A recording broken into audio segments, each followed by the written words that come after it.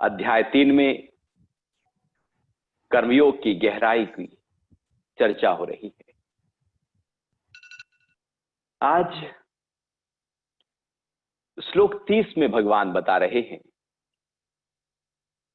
कि अपने चित्त को आत्मा में स्थिर करके संपूर्ण कर्मों को मुझ में समर्पित करके आशा रहित, ममता रहित और संताप रहित होकर युद्ध कर। 3 चीजों की बात भगवान यहां पर कर रहे हैं। असल में देखा जाए तो भगवान धीरे धीरे जो भी इससे पहले वर्णन किया गया था उसके सार रूप में यहां पर बता रहे हैं कि सबसे पहली बात तो यह है कि अपने चित्त को आत्मा में स्थिर करके और संपूर्ण कर्मों को मुझ में समर्पित होकर। अब हमारा चित्त एक बाहर की तरफ जब दौड़ता है तो वो जगत के साथ चिपका रहता है।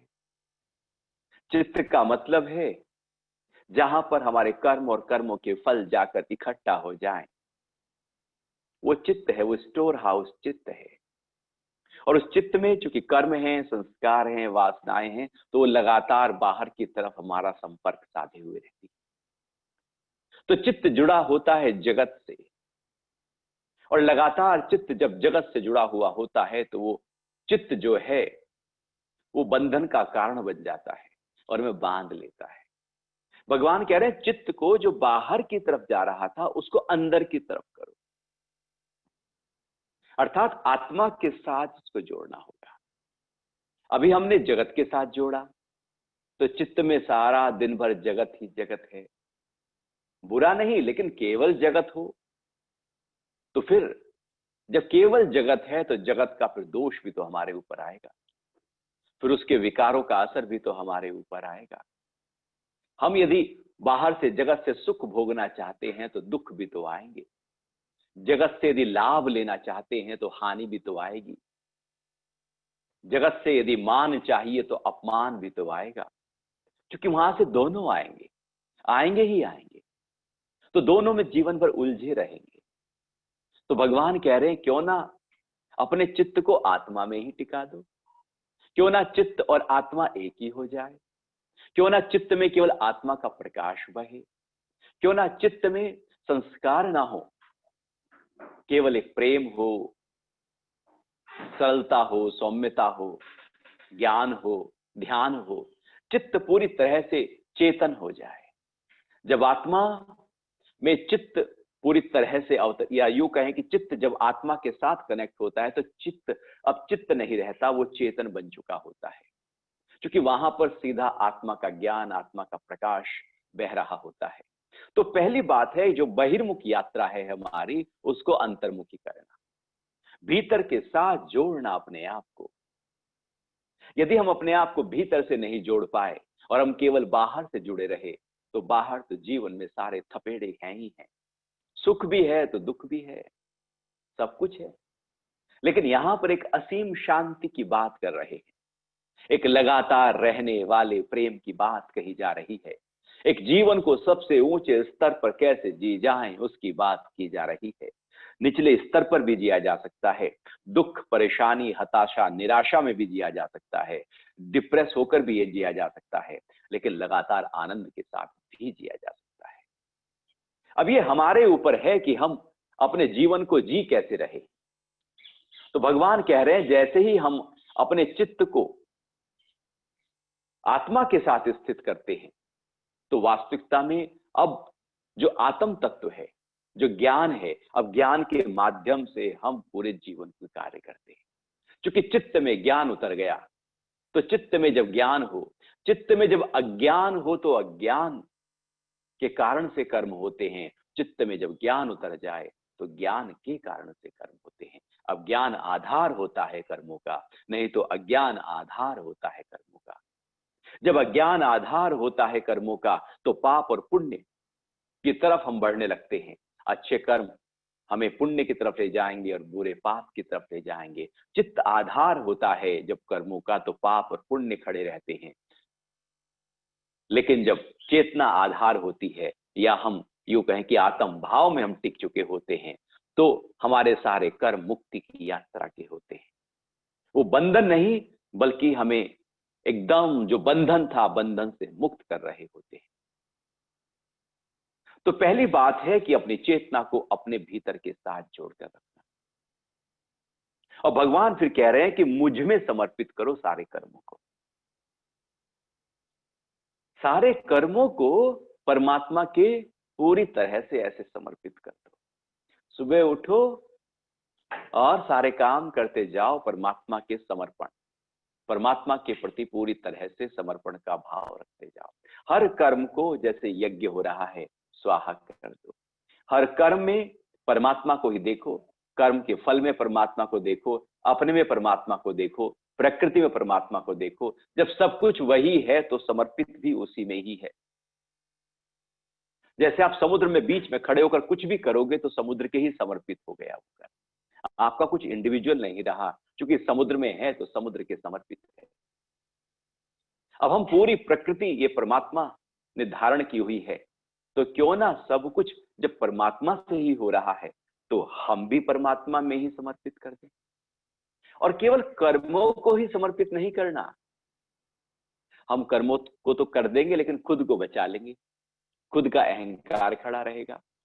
अपने को भी समर्पित यदि हमने नहीं किया तो कर्मों को समर्पित तो हम कर ही नहीं सकते। अपने को समर्पित करते ही कर्मों को समर्पित हम कर देंगे। तो अपने सहित अपने द्वारा किए जा रहे समस्त कर्म यज्ञ की तरह हो जाएं, समर्पित हो जाएं उस परम पिता परमात्मा में।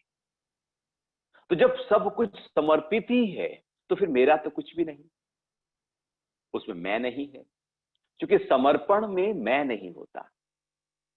और यदि मैं खड़ा है तो समर्पण नहीं होता। हम ऐसा समर्पण करते हैं, ऐसा समर्पण चाहते हैं जिसमें कभी कभी मैं भी खड़ी रहे, कुछ समय के लिए समर्पण हो, समर्पित हो जाए, और कुछ समय के लिए मैं खड़ी हो जाए। ऐसे ही कुछ होता है। हम मंदिर जाते हैं तो वहां पर आप कभी देखना, हम गुरु के पास जाते हैं, कभी आप देखना, कभी भी हम जब सिर नवाते हैं तो कहीं ना कहीं मेरी मैं खड़ी रहती है। यदि वो थोड़ी बहुत ही झुक भी गई तो सिर उठाते ही वो फिर खड़ी हो जाती है, और फिर ये पक्का हो जाता है आज तो मैं माथा टेक के आया हूं। और सबको कह देते हैं आज उस तीर्थ स्थान पर जाकर माथा टेक के आया हूं, अर्थात मेरी अहंकार का और पोषण हो गया, और मैंने अहंकार को ताकत दे दी। जबकि मैं गया था मंदिर में, ईष्ट के पास, गुरु के पास परमात्मा के नतमस्तक होने के लिए, अपने अहंकार को डिसॉल्व करने के लिए। मैंने तो उसी का ही बखान करना शुरू कर दिया। मैं वहां भी गया, उस तीर्थ स्थान पे गया, उस तीर्थ स्थान पे गया, और यही बखान करते करते बहुत अच्छे दर्शन हुए, गुरु के दर्शन हो गए, वहां माथा टेका और पूरी तरह से समर्पण का भाव रखा। यदि रखा तो फिर याद कहाँ है? याद है और उसकी बखान हो रहा है तो इसका मतलब है कि कीर्ति करवाई जा रही है अपनी। तो फिर वो समर्पण कहाँ है? हमारा समर्पण भी अहंकार से ओतप्रोत होता है। हम इस तरह से समर्पित हो जाना चाहते हैं कि उससे अहंकार न कम होने पाए, बल्कि अहंकार बढ़ जाए और मैं समर्पित भी हो जाऊं। वो कहने का समर्पण होता है, वास्तविकता में अहंकार की पूर्ति होता है। वास्तविकता में कीर्ति को बढ़ाने की एक प्रक्रिया होती है। इसीलिए तो ऐसे ही तो होता है कि हम व्यक्ति तीर्थ स्थान पे जाता है, आता है और लौट कर फिर अपने शहर में खूब खाना पीना करता और कहता मैं तो वहां हो आया। एक कीर्ति चाहिए व्यक्ति को, समर्पण भी कीर्ति के लिए ही होता है। लेकिन जब खुद को ही पूरी तरह से समर्पित कर दिया जाए तो किसकी कीर्ति, किसका अहंकार? मैं ही नहीं बचा तो अहंकार कैसे बचेगा? मैं अपने को बचा के रखूं तो अहंकार खड़ा रहेगा। और हम ऐसे ही कुछ करते रहते हैं, और भगवान उसको पहले कह रहे हैं कि जब तक चित्त को आत्मा में नहीं रखा तो पूरी तरह से समर्पण का भाव हो नहीं सकता। चित्त तो कीर्ति में है, चित्त तो विकारों में है तो बाहर, और फिर समर्पित हो रहे हैं। तो वो समर्पण केवल दिखावा है, केवल दिखावा। वो पाखंड होता है, अंदर कुछ और है, बाहर कुछ और होता है। पूरी तरह से जब अंदर से वो भाव प्रकट हो जाए, समर्पित हो जाए, डिसॉल्व हो जाए, ऐसे ही डिसॉल्व हो जाए जैसे जब आप चीनी को एक गिलास पानी में डालकर चम्मच से उसे घुमाते हैं और पूरी तरह से वो चीनी डिसॉल्व हो जाती है। अब वो एक एक कतरे में, पानी के बूंद में चीनी पहुंच चुकी है। ऐसे ही नमक को जब आप घुमाते हैं तो पानी के एक एक बूंद में वो नमक पहुंच चुका होता है। सब्जी आप बनाते हैं तो एक एक कोने में वो नमक पहुंच चुका होता है। रसगुल्ले में एक एक कोने में मीठा पहुंच चुका होता है। सब जगह वो व्याप्त हो चुका होता है। ऐसे ही समर्पण की प्रक्रिया है, अपने को ऐसे डिसॉल्व कर दो कि आप ना रहे। इस तरह से आप खड़े हैं तो समर्पण की प्रक्रिया नहीं। और फिर भगवान कह रहे हैं कि जब इस तरह से हम चलेंगे, अब दूसरी बात भगवान ने कहा, आशा रहित, ममता रहित और संताप रहित होकर युद्ध कर। आशा रहित, ये जो आशाएं हैं ना, ये हमें दौड़ाती हैं, बहुत भगाती हैं। आशाएं केवल भविष्य को दिखाती है, केवल भविष्य, और केवल भविष्य जिसका जगह हो उसकी आशाएं बहुत बड़ी होती। आशाओं में जीने वाला व्यक्ति केवल भविष्य में ही जीता है, वो वर्तमान को तो जी ही नहीं पाता, क्योंकि वो तो सोच रहा है कल की। जो पूरा हुआ फिर आगे कल की, फिर वो पूरा हुआ फिर आगे कल की। नौकरी 10 की थी, 10,000 की थी तो 12 की चाहिए, 12 की मिल गई तो 15 की चाहिए, 15 की तो 50 की चाहिए, 50 की तो 1,00,000 की। जहां है वहां नहीं, आगे आगे आगे आगे। जो मेरे पास है वो दिखता नहीं है। आशा का मतलब है कि अब कुछ और चाहिए। वो एक बार करीब 20 साल पहले हरिद्वार के एक आश्रम में मुझको बुलाया गया कि गीता के ऊपर कुछ आप बात रखें। तो जब मैं पहुंचा वहां पर, दोपहर का समय था, भोजन के बाद हमारा व्याख्यान होने वाला था। तो वहां पर बहुत संतों को इकट्ठा किया गया था। तो बहुत बाहर जब मैं था तो बहुत जूते ही जूते, जूते चप्पल इकट्ठा थे, ऐसे बिखरे हुए से, क्योंकि सब पंगत बैठी हुई थी अंदर, सबको इनवाइट किया गया था। तो जैसे ही मैं अंदर गया तो देखा तो एक बहुत ही संत हैं, कपड़े बिल्कुल घेरे हुए हैं, पेट एकदम मोटा है, पेट पूरा बाहर निकला हुआ है, अब फटा और अब फटा, और एक पैर में उनके चप्पल है और दूसरी चप्पल की तलाश जारी है। वो ढूंढ रहे हैं, देख रहे हैं आंखों से, मैं समझ गया कि ये तो चप्पल ढूंढी जा रही है। तो वो ढूंढ ढूंढ के उन्होंने देखा कि वो चप्पल पड़ी है। मैं देख रहा हूं उनकी आंखों की, उन्होंने देख लिया कि चप्पल है उसी की। तो वो चप्पल पहनने के लिए आगे गए तो पेट भी आगे चला। पूरे जैसी चप्पल के पास पहुंचे तो पेट भी आगे चला, और वहां चप्पल पहनने लगे। क्योंकि पेट आगे आ गया तो दिखाई नहीं दे रही, अब किसी और की चप्पल पहन ली। वो पैर में आ नहीं पा रही थी, निकाली, फिर दूर गए, फिर देखा एकदम चप्पल की तरफ, और फिर निशाना साध कर फिर चप्पल की तरफ गए। बार बार ऐसे ही करते रहे। जब जब आगे बढ़े, तोंद भी आगे बढ़ी। लोभ की तोंद बड़ी मोटी होती है, जो उसके नीचे आ जाए वो दिखता नहीं है। अब वही दिखता है जो दूर है, और जो दूर है उसमें आशाएं खड़ी होती है। जो है उसकी तो परवाह नहीं, उस पर तो ध्यान नहीं। जो नहीं है बस वही चाहिए। हम जो है अपने जीवन को उसमें पूरी तरह से झोंक देते हैं। जो नहीं है, जो चाहिए, आशाओं में जीवन की आहुति दी जाती है, और पूरा जीवन एक आहुति बन जाता है कि ये मिलेगा, ये मिलेगा, ये मिलेगा। बचपन में बच्चा सोचता है माता पिता को देखकर, कितना अच्छा जीवन है इनका, तो पढ़ाई लिखाई नहीं है, कोई टेस्ट नहीं है, कोई एग्जाम किसी तरह से नहीं देने, कोई मार्किंग की समस्या नहीं है, नंबर कितने भी कुछ है ही नहीं है, तो क्या जीवन जी रहे हैं, काश मैं भी बड़ा हो जाऊं। तो जल्दी जल्दी अपने मन में सोचने लगता है कि बड़ा हो जाऊं। बड़ा होने लगता है, जवान होता है तो फिर कॉलेज से सोचता है कि कॉलेज से निकलूं तो नौकरी करूं तो सारा जीवन में आराम ही आराम है। फिर कॉलेज से निकलता है, नौकरी में जाता है, तो नौकरी में जाता है तो वहां समस्या खत्म थोड़ी होती है। नौकरी का मतलब है वह एक नई समस्या आपके साथ में खड़ी हो रही है, एक जीवन का नया पड़ाव शुरू हो रहा है। फिर व्यक्ति सोचता है छोकरी, तो शादी कर लेता है कि शादी होगी तो फिर आनंद आएगा।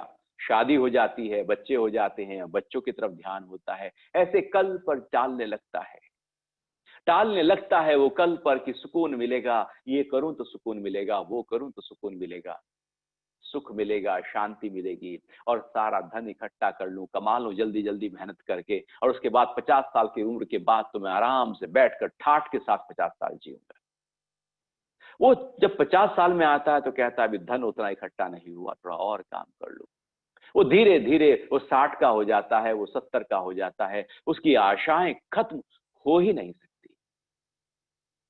तृष्णानि जीर्णानि वयमेव जीर्णा। भर्तृहरि कहते हैं कि तृष्णाएं कभी जीर्ण नहीं होती, कभी खत्म नहीं होती, कभी बूढ़ी नहीं होती, बल्कि व्यक्ति बूढ़ा हो जाता है। समय कभी बीतता नहीं, व्यक्ति व्यक्ति ही बीत जाता है। तृष्णाएं आशाएं खड़ी रहती हैं। जो गरीब है वो सोचता है कल को अमीर हो जाऊंगा, जो अमीर है वो कहता है और अमीर हो जाऊंगा, जो और अमीर है कहता है मेरी कीर्ति बढ़ जाएगी। ऐसे कुछ ना कुछ एक आग हमारे अंदर से लगी रहती है, और वो हमें अभी को जीने नहीं देती। जीवन तो अभी में बह रहा है, लेकिन वो जीने नहीं देती। तो आशा रहित हो जाओ अर्जुन। आशा रहित होकर क्या फल होगा, क्या घटेगा, उसको छोड़ दे। तो युद्ध कर आशा रहित होकर, और युद्ध कर ममता रहित होकर। आशा और ममता में आशा कल पर टिकी है, और ममता जो अभी तक होता आया है उस पर टिकी है। जहां से सुख मिला, जो अपने थे, जो अपना था, उन सब में ममता इकट्ठी हो जाती है, मोह इकट्ठा हो जाता है, और आशा भविष्य में आती है। तो भविष्य, फ्यूचर और मोह इकट्ठा हुआ है हमारा सारा, और ये मोह बढ़ेगा, ये मेरे वाले सुख देंगे, फिर वहां आशा भी खड़ी हो जाती है। तो ममता और आशा दोनों साथ साथ व्यक्ति की चलती रहती है।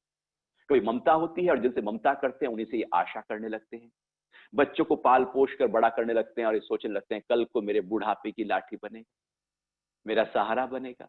मतलब आशाएं साथ साथ चल रही है। निष्काम होकर परवरिश नहीं हो रही है, बल्कि कल को कुछ मिलेगा उससे, आशाएं वहां पर जगी हुई हैं।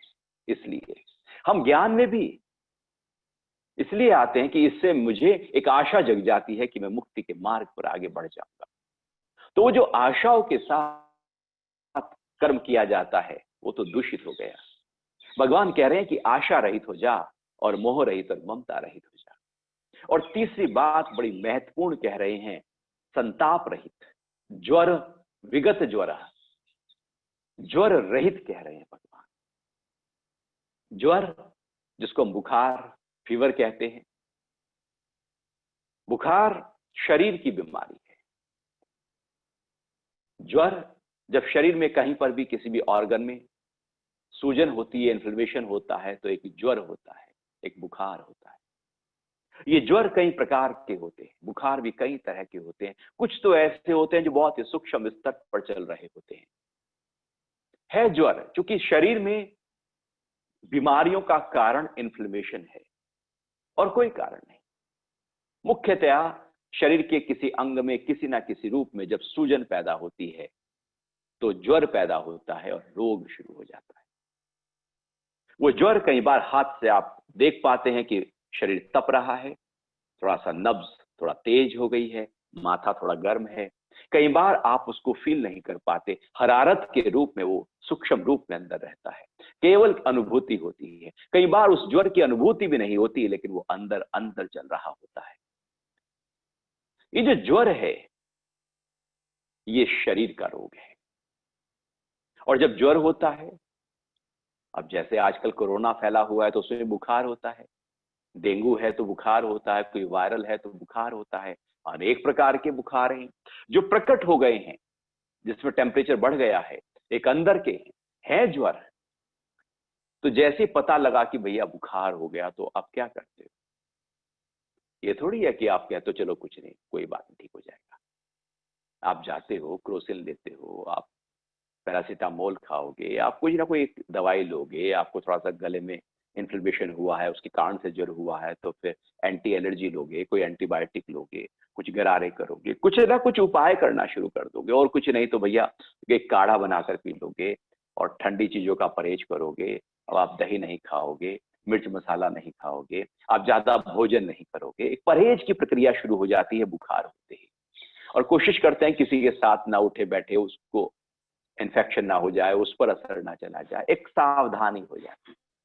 क्योंकि ज्वर हो गया है तो आपने अपने आप को सावधान कर लिया और उसको पूरी तरह से सारे काम धाम छोड़कर उसको ठीक करने में लग जाते हो। ऐसा थोड़ी कि सारे काम कर रहे हो, बुखार में ही कर रहे हो, तो फिर तो सारे कामों में गड़बड़ा शुरू हो जाएगा। आप सारे काम छोड़कर उस ज्वर को दूर करने में लग जाते हो। भगवान कह रहे हैं ज्वर रहित हो जा। अभी जो शरीर का ज्वर है, जैसे हम इसको ठीक करने में लग जाते हैं, ऐसी एक मन का ज्वर है, एक मन का बुखार है। मन का ज्वर क्या है? हमारा काम है, क्रोध है, लोभ है, मोह है, आशाएं हैं, ये ममता है, ये मन का ज्वर है। ये अंदर चित्त में रहने वाला सूक्ष्म स्तर पर ज्वर है। लेकिन इस ज्वर के साथ हम जीना चाहते हैं, इस बुखार के साथ, इस फीवर के साथ हम जीना चाहते हैं, इसको दूर करना नहीं चाहते। इसे तो लगता है कि ये हो तो मेरा अहंकार को बल मिले, पुष्टि मिले, ताकत मिले, बल मिले, मैं और थोड़ा बड़ा हो जाऊं। इस ज्वर को, जैसे हम शरीर के बुखार को दूर करने में आतुर होते हैं, हम ऐसे ही जो ज्वर है, जो भीतर का ज्वर है, जो चित्त का ज्वर है, उसको दूर करने में आतुर नहीं होते। कहां हम अपने क्रोध को दूर करने में लग जाते हैं और कहते हैं कि जब तक मेरा क्रोध शांत ना हो मैं किसी से मिलूंगा नहीं, बात नहीं करूंगा, भोजन नहीं करूंगा, अपने साथ रहूंगा। और उसका जो ट्रीटमेंट हो सकता है, जो भी गुरु के वचन हो सकते हैं, जो शास्त्र जो कह रहा है कि क्रोध को कैसे दूर किया जाए, उसको दूर जब मैं करूंगा तब मैं बाहर निकलूंगा। कहां हम ऐसा करते हैं? किसी अपने विकार को ज्वर देखते हैं, कहां हम काम को ज्वर देखते हैं, लोभ को ज्वर देखते हैं, मोह को ज्वर देखते हैं, आशाओं, इच्छाओं, तृष्णाओं को ज्वर देखते हैं? हम नहीं देखते उनको। भगवान कह रहे हैं ज्वर रहित हो जा। इसको ज्वर मान, इसको बीमारी मान। बीमारी मानो तो दूर कर सकते हो, मानो ही ना तो दूर कैसे करोगे? आपको, मुझे तो क्रोध आता ही नहीं है, क्रोध अंदर पड़ा है, तो क्रोध कभी भी दूर हो नहीं सकता। सारी संभावनाएं हमने क्रोध को दूर करने की खत्म कर दी। जैसे ही कह दिया कि मुझे क्रोध नहीं, जैसे ही कह दिया कि मुझे लोभ नहीं, बात खत्म हो गई। लोभ को लोभ मानो, ज्वर की तरह, बुखार की तरह, बीमारी की तरह, और उसको दूर करने में जब लग जाओ तो ज्वर रहित हो जाओ। और ज्वर रहित होकर हे अर्जुन युद्ध कर। तो कंपना, जो कंपन की प्रक्रिया है, ये ज्वर है। ये जो डर है, ये ज्वर है। ये भय ज्वर है। ये आशाएं ज्वर है। ये मोह ज्वर है। क्या होगा कल, ज्वर है। भगवान कह रहे हैं ज्वर रहित हो जा। तू आशा रहित हो जा, तू ममता रहित हो जा, तू ज्वर रहित हो जा। युद्ध कर, समर्पित हो जा मुझ में, अपने चित्त को आत्मा में टिका दे, फिर युद्ध कर। तू इसमें, तू अपना ध्यान दे, अपने आप को ठीक कर और उसके बाद अपने कर्म कर। यहां अपनी इस पूरी की पूरी प्रक्रिया को ठीक कर दे और उसके बाद जब हम कर्म करते हैं तो पूरी की पूरी प्रक्रिया ठीक होने लगती है।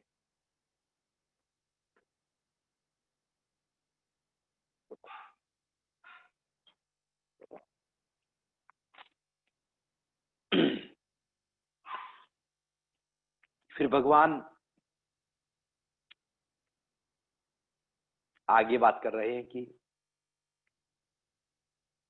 जो मनुष्य दोष दृष्टि रहित और श्रद्धा युक्त होकर मेरे इस मत का नित्य पालन करते हैं, वे भी कर्मों के बंधन से मुक्त हो जाते हैं।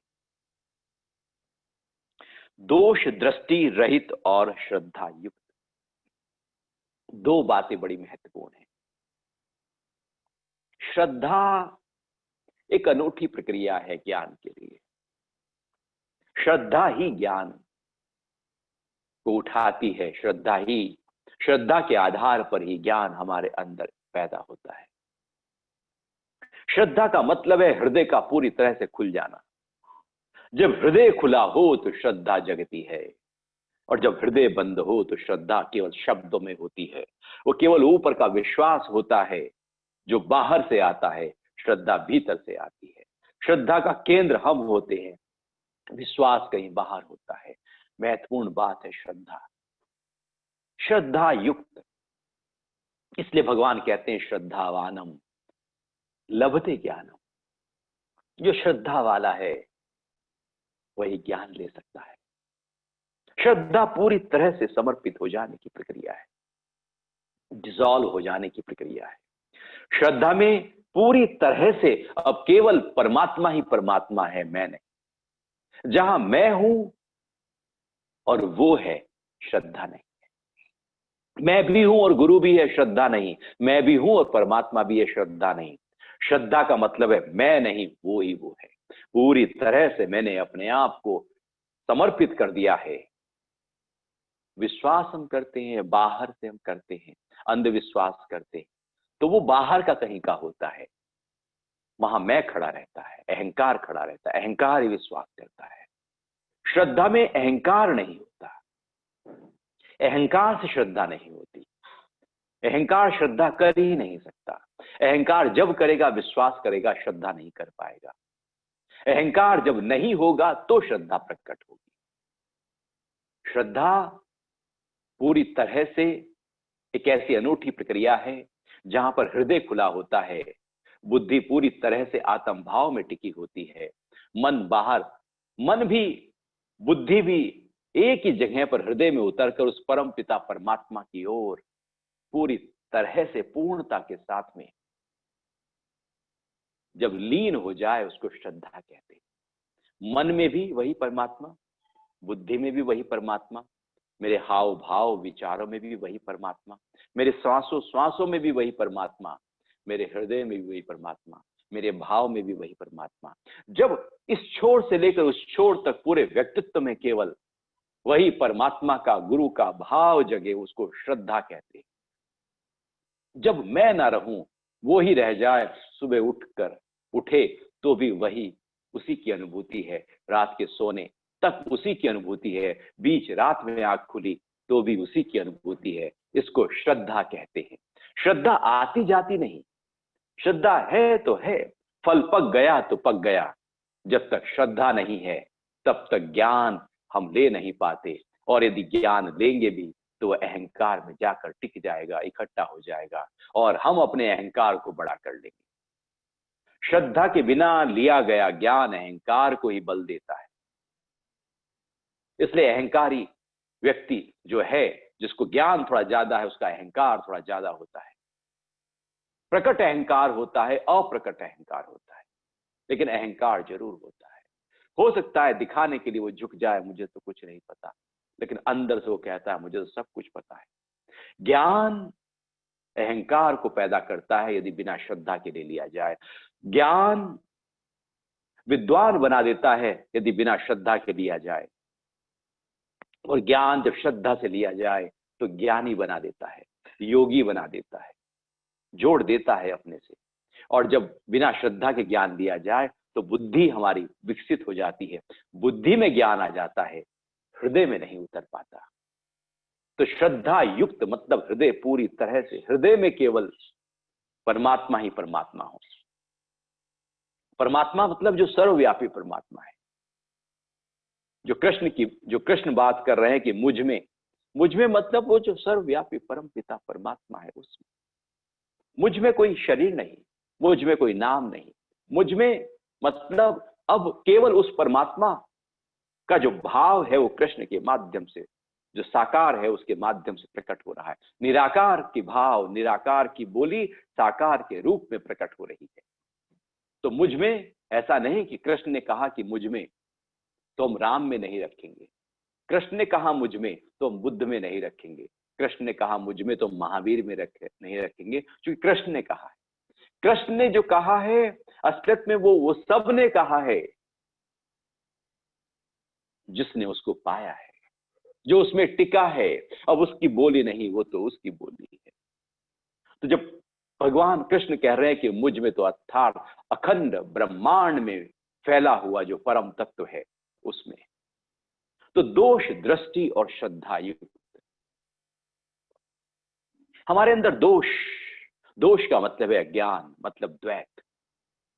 यदि द्वैत हम है, द्वैत के भाव से हम ऐसे देख रहे हैं, मैं हूं, ये है, ये अच्छा है, ये बुरा है, ये काला है, ये नाटा है, ये अमीर है, ये गरीब है, ये मेरे वाला, ये पराये वाला, ये मेरे देश का, ये दूसरे देश का, ये सारे दोष हैं। परमात्मा ने कोई देश थोड़ी बनाए। परमात्मा ने कहीं ये थोड़ी कहा है कि तुम हिंदू हो, तुम मुसलमान हो, वो तो हमने कह दिया।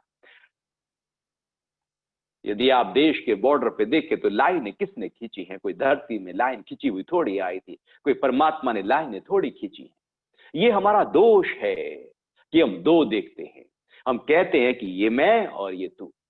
हम कहते हैं कि मैं अमीर, तू गरीब। हम कहते हैं मैं ज्ञानी, तू अज्ञानी। हम कहते हैं मैं इस देश का, मेरा देश ऊंचा, मेरा देश महान, तेरा देश ऐसा। मतलब जब हम दोष रखते हैं बाहर, परमात्मा की बनाई हुई चीज में जब हम दोष डालते हैं तो हमारी दृष्टि दोष वाली हो जाती है। परमात्मा ने सबको एक जैसा बना दिया। हम कौन होते हैं उसमें भेद डालने वाले, कहने वाले कि अमीर है या गरीब, काला है या गोरा, मोटा है या पतला, नाटा है या लंबा? हम कौन? उसने बनाया है। जो बनाया है, जैसा बनाया है, अच्छा बनाया है। मैंने थोड़ी बनाया। मेरे से बना क्या है? यदि आप देखो तो आपसे, हमसे आज तक हुआ क्या है? एक बूंद पानी की हम बना नहीं सकते, रेत का एक कण बना नहीं सकते, खून की एक बूंद बना नहीं सकते। हम बना क्या सकते हैं? हम कुछ बना नहीं सकते। वही प्रकृति में जो है उसी को ही बस इधर उधर करने लगते हैं। हमारे से कुछ होता नहीं है। लेकिन हमारे अंदर दोष बहुत है। हम किसी को देखते हैं, कहते हैं ये अच्छा, ये अच्छा नहीं। दोष पहले, क्योंकि अंदर दोष खड़े हैं, अंदर द्वैत खड़ा है, अंदर अज्ञान खड़ा है। दोष दृष्टि है हमारी, और बाहर हम थोपते हैं कि ये अच्छा नहीं, ये अच्छा है। अंदर की उस दोष दृष्टि को यदि ठीक कर लिया जाए, उस नजरिए को ठीक कर लिया जाए, तो नजारे बदल जाएंगे। यदि अंदर प्रेम है तो बाहर सब जगह प्रेम है। अंदर अद्वैत है तो बाहर सब जगह अद्वैत है। अंदर एक भाव है तो बाहर सब जगह एक ही भाव है। नहीं तो हम भेद करते रहते। भेद बुद्धि ही दोष दृष्टि है। ये मेरा, ये मेरे वाले। अर्जुन भी तो यही कह रहा है, ये मेरे वाले। उसने जो गिनाया है वो सब मेरे वाले। उसके अलावा भी तो बहुत सारी सेनाएं हैं, उसमें तो कहीं नहीं कहा है मेरे वाले। वो 8-10 लोगों को कह दिया है मेरे वाले। दोष दृष्टि है कि कहीं कुछ ये मेरा है, ये मेरा नहीं। ये मेरा और मेरा नहीं, यही दोष स्थिति हमको दोष में डाल देती है। और यही दोष, दोष का मतलब ही है कि हर कर्म में दोष है। वो दोष दृष्टि जब हमारी होती है, अर्थात हमारे हर कर्म फल देने वाले हो जाते हैं। दोष दृष्टि कर्मों का फल पैदा करती है, और निर्दोष का भाव कर्मों से उठा देता है, कर्म बंधन से मुक्त कर देता है। निर्दोष के भाव ही मुक्ति की प्रक्रिया है, और दोष ही बंधन की प्रक्रिया है। तो भगवान कह रहे हैं कि दोष दृष्टि रहित, जब भी देखो, सोचो, विचारो, हमारे मन की भी आंखें हैं, बुद्धि की भी आंखें हैं, स्थूल की भी आंखें, कहीं पर भी दोष नहीं रखना। जो है अच्छा है, ठीक है, अपनी जगह बहुत अच्छा है। तो हम क्यों कहें कि ये ऐसा है, ये वो ऐसा है? हम होते कौन हैं ये कह देने वाले? अगर कहें तो दोष है, मैंने अपना कर्म बना लिया। ये सुंदर है, ये असुंदर है, मैंने कहा, मैंने अपना कर्म बनाया, क्योंकि मैंने कहा। जब मैंने कहा कोई चीज, तो उसका कर्म हमारे अंदर बनना शुरू हो गया। इसलिए दोष दृष्टि रहित हो जाओ, कर्म बनने की प्रक्रिया बंद हो जाएगी। और दोष दृष्टि रहित होकर जब श्रद्धा में पूरी तरह से, दोष दृष्टि है तो श्रद्धा हो नहीं सकती। श्रद्धा तभी पैदा होगी जब दोष दृष्टि नहीं है। अब दोष दृष्टि भी है, द्वैत भी है, भेद भी पड़े हैं, ज्ञान भी है, अज्ञान के साथ कहें कि श्रद्धा, नामुमकिन है। दोनों चीजें, रोशनी भी चाहिए और अंधेरा भी चाहिए, दोनों साथ साथ पकड़ने की कोशिश कैसे होगी? हो ही नहीं सकती। अंधेरा और रोशनी दोनों साथ साथ कैसे होंगी? एक बार ऐसे ही हुआ, एक कहानी आती है कि अंधेरा भगवान ब्रह्मा के पास पहुंचा और भगवान ब्रह्मा से बोलते हैं कि भगवान, ये तुमने कैसा बनाया है? ये सूरज देखो, ये जहां जहां जाता है मुझे हटा देता है। मैं जहां भी अपना वर्चस्व स्थापित करता हूं, साम्राज्य स्थापित करता हूं, ये रोशनी पहुंचती है मुझे हटा देती है, मेरे सालों की तपस्या को खत्म कर देती है। तो ये तो ठीक नहीं है, ऐसे थोड़ी हो सकता है। आप तो पूरी तरह से एकदम न्यायकारी हैं, आप मुझे न्याय करें। तो इसका मतलब ये थोड़ी कि वो जहां पहुंचेगा वहां मैं नहीं रहूंगा, तो मेरा भी तो अपना एक वजूद है। तो ब्रह्मा जी ने कहा ठीक है। तो ब्रह्मा जी ने फिर सूरज को बुलाया कि आओ भाई, पेशी है आपकी। तो बुलाया गया तो सूरज ने कहा कि ठीक है, जैसा आप कहें, मैं माफी मांग लेता हूं अंधेरे से। तो आप अंधेरे को कभी बुला लीजिएगा, मैं सामने खड़े होकर माफी मांग लूंगा। अब अंधेरा आएगा कैसे माफी? सूरज भगवान मांगना चाहते हैं माफी, लेकिन अंधेरा आ नहीं सकता, क्योंकि आते ही वो खत्म। तो दोनों साथ साथ नहीं रहेंगे कि प्रकाश भी रहे और अंधेरा भी रहे, दोष भी रहे और श्रद्धा भी रहे। इसलिए भगवान हमेशा ऐसी बातें करते हैं जो जोड़ों में होती हैं, जो एक दूसरे को पूरक कर रही होती है। तो दोष दृष्टि है तो अश्रद्धालु है, दोष रहित दृष्टि है तो श्रद्धा पैदा हो सकती है। तो दोष दृष्टि रहित होकर, श्रद्धा युक्त होकर, मेरे इस जो मैंने कहा, इससे पहले जो कहा, जो मत दिया मैंने, उसका पालन करता है, वे भी कर्मों के बंधन से मुक्त हो जाते। क्या कहा भगवान ने? कहा कि चित्त को आत्मा में स्थापित करो, समर्पित हो जाओ, आशा रहित हो जाओ, ममता रहित हो जाओ, संताप रहित हो जाओ। ये जो भगवान का एक वचन है, इस पर पूरी तरह से दोष दृष्टि रहित होकर श्रद्धा रखते हुए इस मत का जो पालन करता है और कर्म करता है, उसको अंगीकार करता है, उसको स्वीकार करता है और उसी तरह से कर्मों में प्रवृत्त हो जाता है, वो सारे कर्म उसको मुक्ति की तरफ ले जाते हैं। फिर कोई भी कर्म बांध नहीं पाता, क्योंकि कर्मों के बंधने की प्रक्रिया तो चित्त से होती है, और चित्त जो जगत की तरफ बहे, वो पहले ही चित्त आत्मा की तरफ चला गया, पहले ही समर्पण का भाव आ गया। अब अहंकार रहा ही नहीं, अब मोह रहा ही नहीं, स्वार्थ रहा ही नहीं, आसक्ति रही नहीं। आसक्ति और अहंकार ही तो कर्मों के फल पैदा करता है, और समर्पण का भाव और श्रद्धा जग जाए और फिर कर्म हो। तो भगवान कह रहे हैं कि ये तरीका भी है कर्म के माध्यम से मुक्त हो जाने का, कर्म योग का। फिर भगवान अगली बात एकदम पलट कर कह रहे हैं, क्योंकि भगवान एक वैज्ञानिक तरीके से किसी चीज को समझाते। भगवान कह रहे हैं, परंतु जो मेरे इस मत में दोष दृष्टि रखकर उनका पालन नहीं करते, ऐसे विवेक शून्य और सभी प्रकार के ज्ञानी, ज्ञानों में भ्रमित लोगों को नष्ट हुआ ही जान। भगवान कह रहे हैं, मेरे मत में जो मैंने कहा एक शुद्ध वाक्य है, एक पवित्र, एक आत्म भाव से बह रहा, एक परम तत्व से बह रहा वाक्य है, और जीवन को सही दिशा दे रहा वाक्य है। क्योंकि शरीर मिल गया, मन मिल गया, इंद्रियां मिल गई, जिए चले कैसे, जिए कैसे, इसको चलाएं कैसे, ये पता नहीं है। हम अपने हिसाब से ही चले जा रहे हैं, अपने हिसाब से इंद्रियों को चलाए जा रहे हैं, शरीर को चलाए जा रहे हैं, खिलाए पिलाए जा रहे हैं, सुलाए बैठाए जा रहे हैं, अपने हिसाब से जैसा मन में आया वैसा किए जा रहे हैं। भगवान गीता में बताते हैं कि चलना कैसे है, जीना कैसे है, कर्म करने कैसे। भगवान कह रहे हैं, जो अपने हिसाब से चलता रहेगा वो तो भैया अज्ञानी। लेकिन जो मेरे मत के अनुसार चलता है, कि जो मैं कह रहा हूं कैसे चलना है, तो जो मेरे मत के अनुसार नहीं चलते, अर्थात उसमें दोष दृष्टि रखते रहते, हर जगह दोष दोष दोष, ये ऐसा है, वो ऐसा है। कुछ लोगों की आदत हो जाती है कमियों को निकालने की, वो हर चीज में कमियां ही निकालते रहते हैं, सब कुछ परफेक्ट करके ले जाओ, कमी निकाल लेगा, क्योंकि अंदर कमी पड़ी है। जो मेरे अंदर होता है वही बाहर प्रकट होता है। अंदर यदि प्रेम है तो बाहर प्रेम ही प्रकट होगा। अंदर यदि समस्या है तो हर चीज में समस्या ही प्रकट हो जाएगी। वो हर जगह कुछ ना कुछ, कुछ ना कुछ, कुछ ना कुछ। आप कभी देखना, दोष वाला व्यक्ति, हर अच्छाई कर लो उसको, शुक्रिया तो उसके अंदर होता ही नहीं। शिकायतें खड़ी है।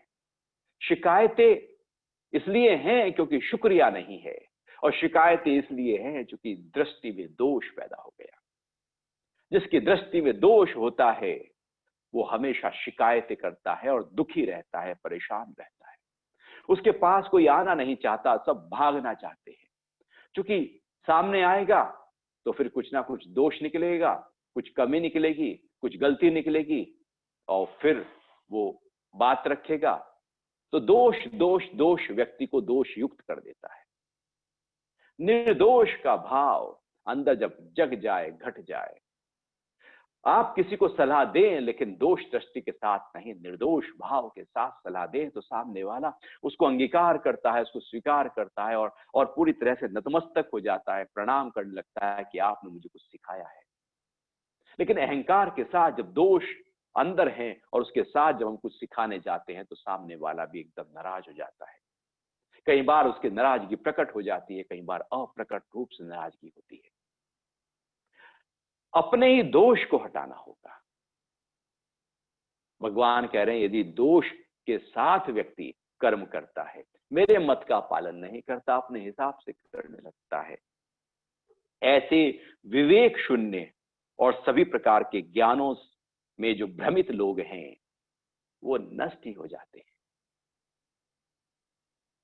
भगवान ने जो ज्ञान दिया, गीता का जो ज्ञान है या अन्य शास्त्रों में जो गुरु का ज्ञान है, वो विवेक को खोलता है, बुद्धि के सूक्ष्म स्तर को खोल देता है। और जब बुद्धि का सूक्ष्म स्तर, विवेक ऐसे ही है जैसे दूध की मलाई हो, जैसे दूध से दही जमी हो और दही से मक्खन निकला और मक्खन से फिर घी निकल जाए। एकदम एकदम उसका एसेंस, जैसे फूलों का इत्र बनाया जाता है, खुशबू, ऐसे ही बुद्धि का जो पूरा एसेंस है, निचोड़ है, वो विवेक है। और विवेक ज्ञान के माध्यम से जगता है। लेकिन जब दोष है तो विवेक कहीं खो जाता है, कहीं चला जाता है, कहीं लुप्त हो जाता है, गुप्त हो जाता है, कहीं सो जाता है। तो भगवान कह रहे हैं जो विवेक शून्य है, जिसका विवेक नहीं जगा, जिसे पता ही नहीं कि अच्छा क्या है, बुरा क्या है, सही क्या है, गलत क्या है, जो संशयों में उलझा है, जो संशयों में है, उसका विवेक जगा नहीं होता। क्योंकि संशय है, डाउट्स हैं, हर चीज में डाउट्स है। और डाउट्स व्यक्ति बहुत ज्यादा, कुछ में तो बहुत ज्यादा एकदम डाउट्स होते हैं। वो हर चीज में संशय देखते रहते हैं। संशयात्मिका बुद्धि भगवान इसको गीता में कहते हैं। संशयों के साथ अर्थात दोष हैं पीछे।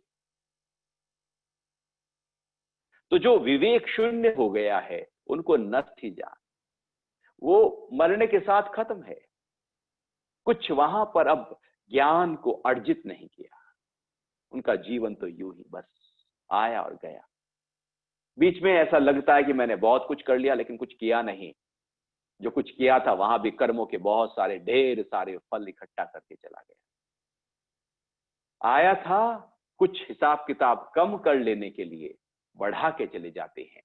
जन्म के समय जितने चित्त में संस्कार होते हैं, जन्म होता इसलिए है कि वो संस्कार धीरे से भोग कर कम हो जाएं, और ऐसे भोग भोग कर सारे संस्कार खत्म हो जाएं और मुक्ति को प्राप्त हो जाए जीव। लेकिन होता क्या है, जितने संस्कारों के साथ हम आते हैं इस जीवन में तो बहुत सारे कर्म बना लेते हैं, बनाते ही जाते हैं, बनाते ही जाते हैं, कुछ भोग लेते हैं, कुछ बढ़ा लेते हैं। जब व्यक्ति मरने लगता है तो कर्मों के पूरे जखीरे को बढ़ा कर जाता है, चित्त को और मोटा करके जाता है, उसे खत्म करके नहीं जाता। तो भगवान कह रहे नष्ट हुआ ही जान, ये जीवन नष्ट हो गया। एक मौका मिला था परमात्मा की कृपा से, एक मनुष्य जीवन मिला था जो सभी जीवधारी प्राणियों में सबसे ऊंची योनि, सबसे ऊंची योनि, सबसे महत्वपूर्ण, सब कुछ एकदम इतनी योनियों का एसेंस मिल गया था, लेकिन उसको हमने यूं ही गंवा दिया। भगवान कह रहे नष्ट ही हुआ जान, वो तो बेकार ही है। ऐसे ही है जिसको नीति शतकम कहता है कि वो फिर पशु की तरह है, नष्ट हो गया है जीवन, मिला लेकिन बेकार हो गया है। एक मौका मिला, लेकिन उस मौके पर यदि चौका नहीं लगाया तो बेकार हो गई बॉल। ये मौका मिला है इस मनुष्य जीवन का, क्यों ना ऊंचाइयों के साथ जी लिया जाए, नहीं तो भगवान कह रहे हैं नष्ट हो जाएगा, खत्म हो जाएगा, मृत्यु के साथ सब खत्म है। इतनी सारी मेहनत हमारी हम व्यक्ति करता है, लगातार दिन रात अपनी ऊर्जा को, अपनी समय को, सब कुछ अपनी सारी की सारी शक्ति को झोंक देता है कुछ पाने के लिए, नष्ट हो जाता है सब। व्यक्ति नष्ट हुआ, सब खत्म। क्योंकि ज्ञान तो इकट्ठा अर्जित हुआ ही नहीं, क्योंकि विवेक तो जगा नहीं, दोष दृष्टि रहित स्थिति तो पैदा हुई नहीं। यदि नहीं हुई तो नष्ट हो जाएगा, आज नहीं तो कल हो जाएगा, नष्ट होना ही है। जबकि भगवान का, गीता का ज्ञान नष्ट से ऊपर उठकर जो अमर तत्व है उसको पकड़ाने की प्रक्रिया हो रही है, और जो नष्ट है वो बंधन की प्रक्रिया है, अर्थात वो फिर बंधन में पड़ जाएगा, फिर जन्म मरण के चक्र में आ जाएगा, फिर से नया जन्म। भगवान का ज्ञान सारा बेकार हो गया, सब खत्म। जैसे विद्यार्थी होते हैं, कोई फर्स्ट आ गया, कोई सबसे टॉप पे चला गया, और कोई फेल हो गया।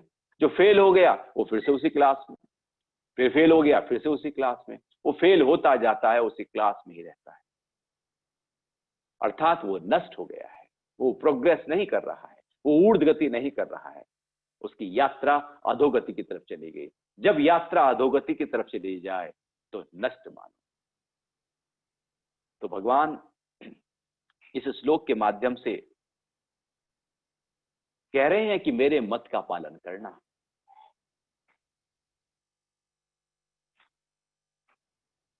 कोई आपका प्रश्न उठ रहा हो?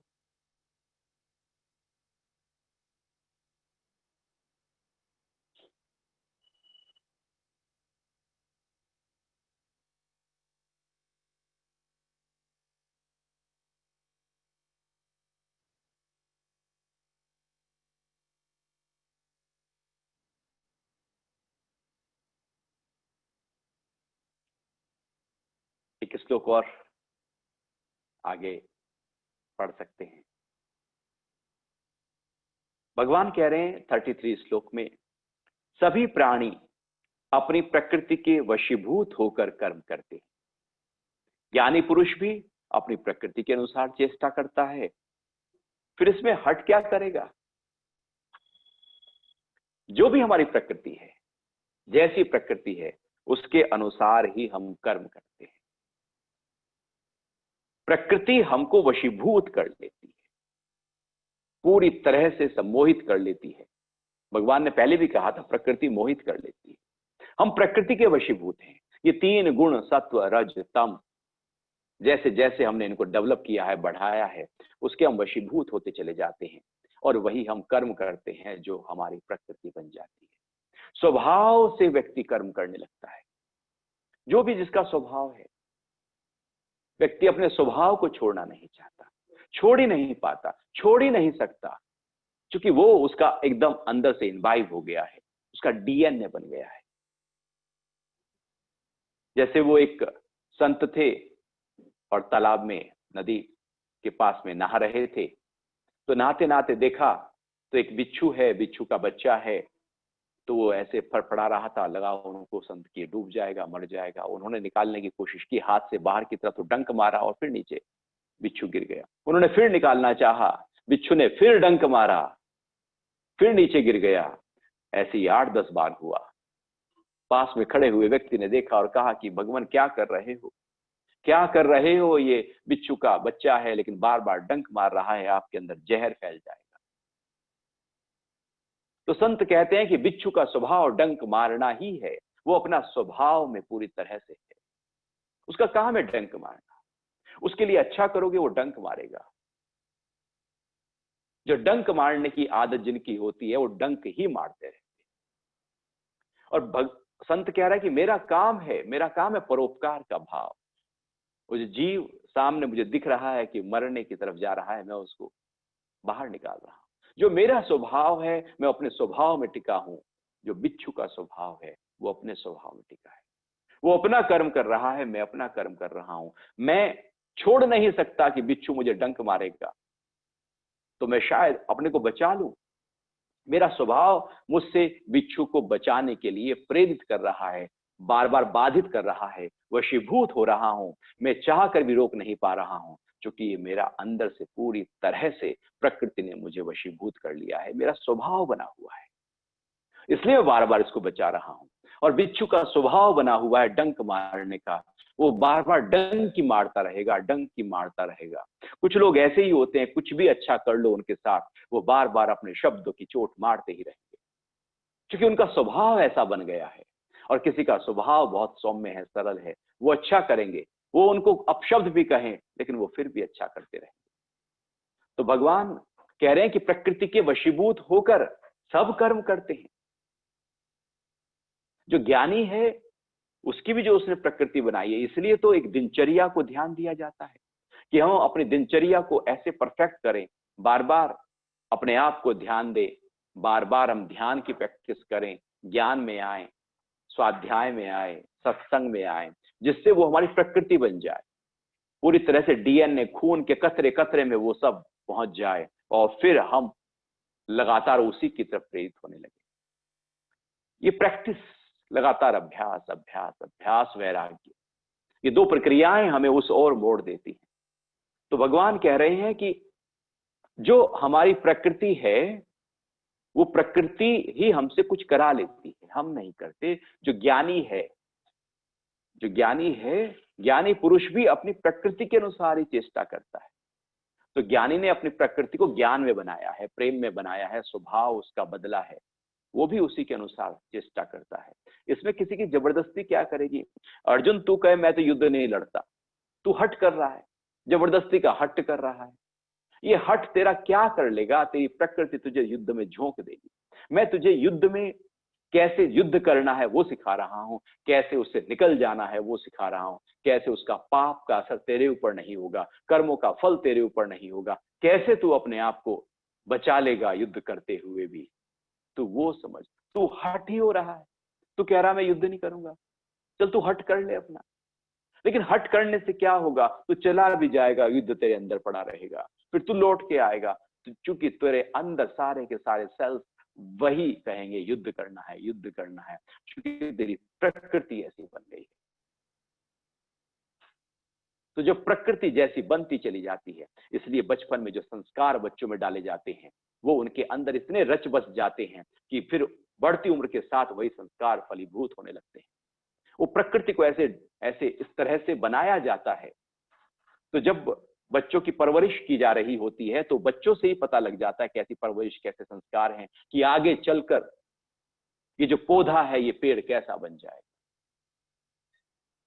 लेकिन यदि प्रकृति को ही सही प्रकार से नहीं रखा, भाषाएं बिल्कुल बिखरी हुई है, ऐसी टूटी फूटी भाषा है, अपशब्द हैं, चिल्लाहट है, तो फिर हम चाहें कि बड़े होकर हम बड़े बन सकते हैं, कोमल बन सकते हैं, मधुर बन सकते हैं। प्रकृति ही वैसी कर ली है। जब कुम्हार बर्तन बना रहा है, उसका आकार ही बदल गया है, टेढ़ा मेढ़ा हो गया है, तो फिर उसके बाद जब पक जाएगा तो वो सीधा हो नहीं सकता, टूट के ही सीधा होगा। जब वो घड़ा बना रहा था तभी उसको संवारा जा सकता है। तो प्रकृति जब बन रही है, जब प्रकृति पूरी तरह से हम बना रहे हैं, उस प्रकृति को ध्यान दें। योगी का मतलब है जो जिसने अपनी प्रकृति को योग की तरफ लगा दिया, भोगी का मतलब है जिसने अपनी प्रकृति को भोग की तरफ लगा दिया। तो किसी का हट कुछ नहीं करेगा, वो ना भी चाहेगा, व्यक्ति ना भी चाहेगा, यदि क्रोधी है तो किसी ना किसी रूप में क्रोध प्रकट हो ही जाएगा। वो लोभी है, वो रोक कर बैठा है, किसी ना किसी रूप में उसके अंदर लोभ प्रकट हो ही जाएगा। इसलिए तो कहते हैं चोर चोरी से जाए, हेरा फेरी से ना जाए, क्योंकि वो उसका स्वभाव है, स्वभाव उसको वो करा लेगा। जो चोर है कि सब कुछ आ गया उसके बाद, लेकिन चलते चलते कोई ना कोई एक पेन उठा के निकल जाएगा, क्योंकि चोरी का स्वभाव है। वो प्रकृति उसकी ऐसी बन गई है, उस प्रकृति के आधार पर उसका शरीर उससे वो कर्म करा लेगा, चित्त करा लेगा, मन करा लेगा, बुद्धि करा लेगी, क्योंकि अंदर सब पड़ा हुआ है। तो भगवान कह रहे हैं हट, इसमें कुछ चलने वाला नहीं। अंदर जो है उसको ठीक करो, उसकी एनर्जी फ्लो को ठीक करो, बाहर से रोक कर बैठ जाओ। अर्जुन, तो युद्ध बाहर से छोड़कर भागेगा, अंदर तो तेरे युद्ध चलता रहेगा, क्योंकि तू क्षत्रिय है और आज तक तेने युद्ध कौशल ही सीखा है। युद्ध में कैसे जीतना है, कैसे लड़ना है, कैसे आयोजन करने हैं, कौन से युद्ध कौशल के तरीके हो सकते हैं, कैसे व्यू रचना हो सकती है, तेने बचपन से तुझे सिखाया ही गया है गुरुकुल परंपरा से, और उसके बाद भी तेने केवल युद्ध ही किए हैं। तेरे अंदर पूरी तरह से प्रकृति में युद्ध और युद्ध ही है। तू भाग भी जाएगा, फिर लौट के आ जाएगा, हट, इसमें कुछ नहीं कर पाएगा। तो प्रश्न कर रहे हैं कि चित्त को आत्मा की तरफ कैसे ले जाएं? चित्त को आत्मा की तरफ ले जाने की प्रक्रिया समर्पण का भाव और श्रद्धा है। जैसे जैसे श्रद्धा जगती चली जाती है, जैसे जैसे मन, बुद्धि और हृदय में केवल उस परम तत्व को हम अनुभव करने लगते हैं, तो हमारा चित्त जो है वो अंतर्मुखी होने लगता है।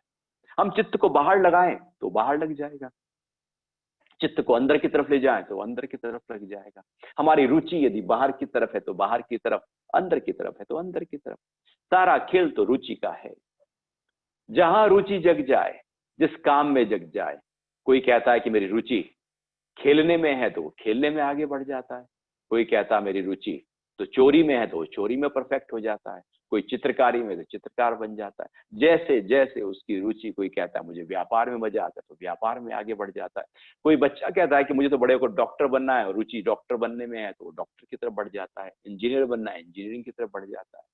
जैसे जैसे रुचि प्रकट होती चली जाती है, प्रकृति वैसे वैसे सपोर्ट में आती चली जाती है और वैसे वैसे हमें आगे बढ़ाती चली जाती है। सारा खेल तो रुचि का है।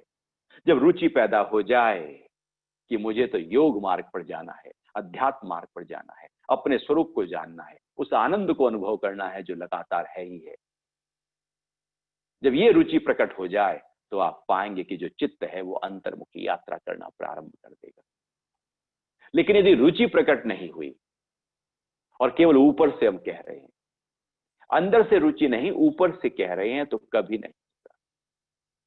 वो बच्चे को इंटरेस्ट है मेडिकल में और जबरदस्ती उसका एडमिशन करा दिया जाए इंजीनियरिंग में, तो इंजीनियर बनेगा भी तो बेकार ही इंजीनियर बनेगा। रुचि तो उसकी कहीं और थी। वो रुचि तो स्पोर्ट्स में थी, उसको जबरदस्ती मैनेजर बना दिया गया। वो जबरदस्ती का मैनेजर है, वो कुछ कर नहीं पाएगा, ना आनंद ले पाएगा जीवन का, न सुकून मिल पाएगा और न उस कर्म में परफेक्ट हो पाएगा, क्योंकि रुचि ही नहीं है। जहां रुचि होती है वही कार्य करने चाहिए व्यक्ति को, एकदम आगे बढ़ सकते हैं। और रुचि के अनुरूप यदि हम कार्य करने लगते हैं तो आगे नहीं बढ़ सकते। हाँ, अनुरूप कार्य कर, रुचि के प्रतिकूल कार्य कर रहे हों और फिर वहां रुचि जग जाए तो ठीक है। लेकिन रुचि, इंटरेस्ट का मतलब है जहां पर मेरी शरीर, मेरी इंद्रियां, मेरा मन, मेरी बुद्धि, सब कुछ उसको कर लेना चाहे, उसको रुचि कहते हैं। और कुछ है कि नहीं करना चाहता, कुछ है कि करना चाहता है, उसको रुचि नहीं कहते। जब ये पक्का हो जाए, इसलिए बुद्ध कहते हैं जैसे सिर पे लगी हो आग, उसको बुझाने में तत्परता होती है। इतनी तत्परता, इतनी रुचि, इतना तीव्र संवेग जब जग जाए तो बस जो चित्त है वो आत्मा की तरफ, भीतर की तरफ बढ़ता चला जाता है, गति करता चला जाता है। तो जैसे रुचि हम सबकी जगी हुई है और इसलिए तो हम इस ज्ञान चर्चा में है, रुचि जग गई है, रोज यज्ञ हो रहा है, इसमें आहुति डाली जा रही है, इसको और बढ़ाया जा रहा है, इस ज्ञान को और अपने चित्त में उतारा जा रहा है, मन में उतारा जा रहा है, हृदय में उतारा जा रहा है।